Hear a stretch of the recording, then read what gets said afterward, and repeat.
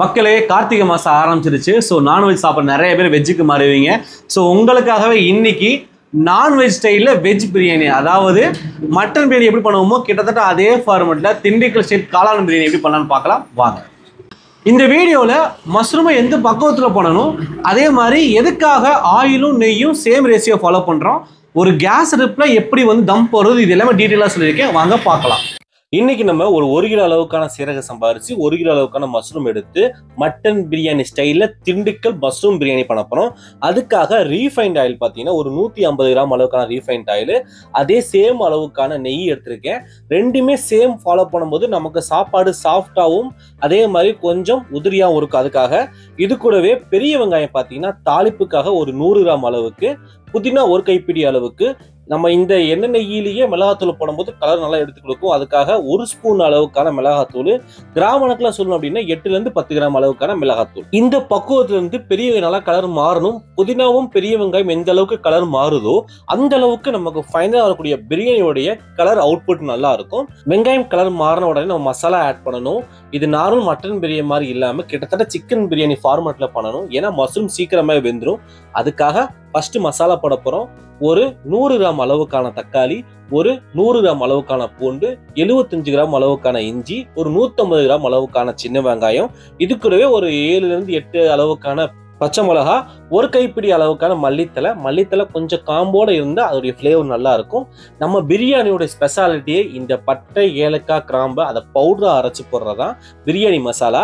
அதை நம்ம ஆல்ரெடி நம்மளுடைய சேனல்லேயே பப்ளிஷ் பண்ணியிருக்கோம். நான் இங்கே குவான்டிட்டியும் சொல்லிடுறேன், நீங்கள் வேணும்னா அதையும் செக் பண்ணிக்கோங்க. இந்த குவான்டிட்டி பார்த்தீங்க அப்படின்னா பட்டை ஒரு 8லேருந்து 10 கிராம் எடுத்துக்கோங்க, ஏலக்காய் பாதி 5 கிராம் எடுத்துக்கோங்க, கிராம்பு 2 கிராம் அளவுக்கு எடுத்துக்கோங்க. இதை நல்லா பவுடரா அரைச்சிட்டு நம்ம ஆட் பண்ணிக்கலாம். சில பேர் கேட்பீங்க, பாய் ஜாதிக்காய் ஜாதி பத்தில ஆட் பண்ணணுமா அப்படிங்கிறது. பாய் வீட்டு ஸ்டைலுக்கு இது தேவை கிடையாது. நீங்க தேவைப்பட்டுச்சு ரொம்ப லாங் லாஸ்டா வைக்கணும் அப்படின்னா நீங்க கொஞ்சமா ஜாதிக்காயும் ஜாதி பத்திலையும் சேர்த்துக்கலாம். ஒரு 25 கிராம் அளவுக்கான உப்பு, அதாவது ஒரு கைப்பிடி அளவுக்கான உப்பு போட்டுக்கணும்.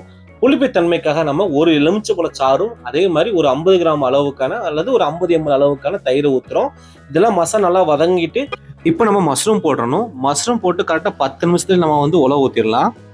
எண்ணெய் தனியா பிரிஞ்சு வந்துடும். இதுக்கப்புறம் நான் செய்யணும் அப்படின்னா உலவு ஊற்றணும். அப்போ உங்களுக்கு ஒரு டவுட் வரும், அரிசி எப்போ ஊற போடுறது? எப்போ மஷ்ரூம் போட்டோமோ அதே பேரல் டைம் நம்ம அரிசி ஊற போடணும். அரிசி ஊற போற கணக்கு பார்த்தீங்கன்னா எந்த பாத்திரத்தை அளக்குறீங்களோ அதே அதுல இருந்து 1.5 மடங்கு அளவுக்கு நம்ம தண்ணி ஊற்றணும். எக்ஸாம்பிளுக்கு ஒரு கோலையில் அளக்குறீங்கன்னா அதுல இருந்து 1.5 மடங்கு அளவுக்கு தண்ணி ஊற்றணும். ஆனா இங்க கேஸ் அடுப்புல பண்றதுனால ஒரு 100 ml சேர்த்து ஊத்துறோம், அவ்வளவுதான். அதாவது இங்க 1 கிலோ அரிசி எடுத்திருக்கோம். ஸோ ஒரு 1.5 லிட்டர் பிளஸ் 100 ml ஆட் பண்ணா போதும். இங்க நல்லா கொதிக்கணும். கொதிச்சதுக்கு அப்புறம் தான் நம்ம அரிசி போடணும். அரிசி போடும்போது எந்த அளவுக்கு தண்ணி வடிகட்டி போடுறோமோ அந்த அளவுக்கு நல்லா இருக்கும். இதுல உப்பும் காரமும் பார்க்கணும். உப்பும் காரமும் ஒரு நூல் சுருக்குன்றதா தான் சாப்பாட்டுக்கு அந்த உப்பும் காரமும் இறங்கும். இவ்வளவுதான். இது ஸ்லோ ஃப்ளேம் வச்சு கிண்டிக்கிட்டே இருக்கணும்.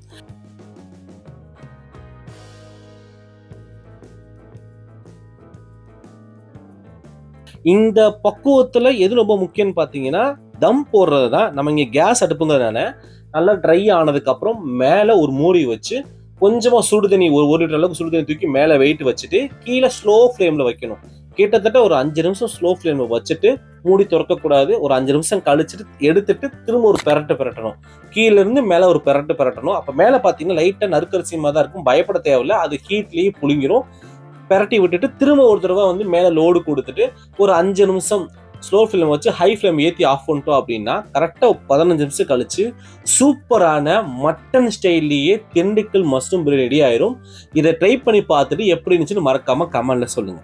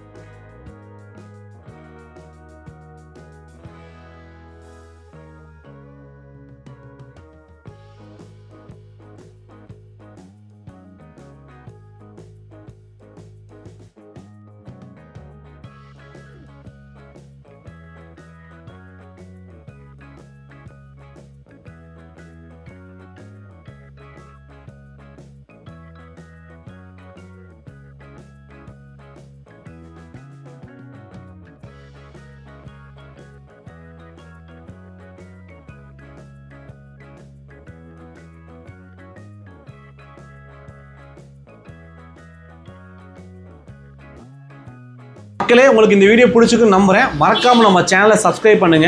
உங்களுக்கு வேற எந்த வீடியோ வேணுங்கிறத மறக்காம கமெண்ட் பாக்ஸ்ல தெரியப்படுத்துங்க.